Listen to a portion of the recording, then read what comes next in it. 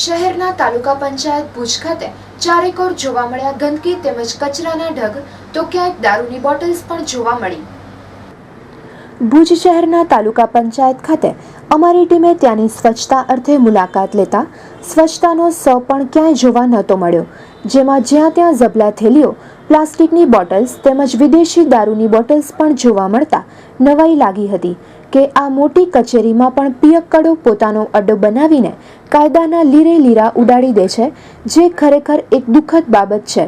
તો પ્રશ્ન એ થાય છે કે આપણા માનનીય વડાપ્રધાન નરેન્દ્ર મોદીએ આવી ગંદકી માટે સ્વચ્છ ભારત અભિયાનની ઝુંબેશ ઉપાડી છે, તેમજ આટલી હદે યુવા પેઢી આ દારૂના નશા પાછળ ગાંડી છે, જે ખરેખર ચિંતાનો વિષય છે।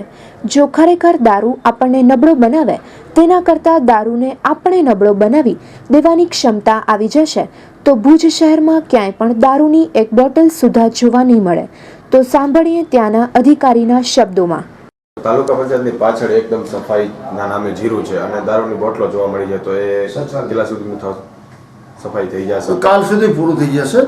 દારૂની બોટલો છે એટલે મને ખ્યાલ નથી, આપે જે ધ્યાન દોર્યું। હવે આ પબ્લિક કોન્ટેક્ટ વાળી વધારે તમે જુઓ છો, બરાબર? એટલે કઈ રીતે આવી હશે મને બહુ આઈડિયા નથી, બરાબર? એટલે કાલ સુધી એનો નિકાલ આવી જશે। અને બારે અમે શું છે, અમારી બાજુ અમારા કમ્પાઉન્ડમાં એક બીજી કચેરી પર બેસે છે, એટલે એમાં હવે કોણે નાખી હશે બહુ મને આઈડિયા નથી।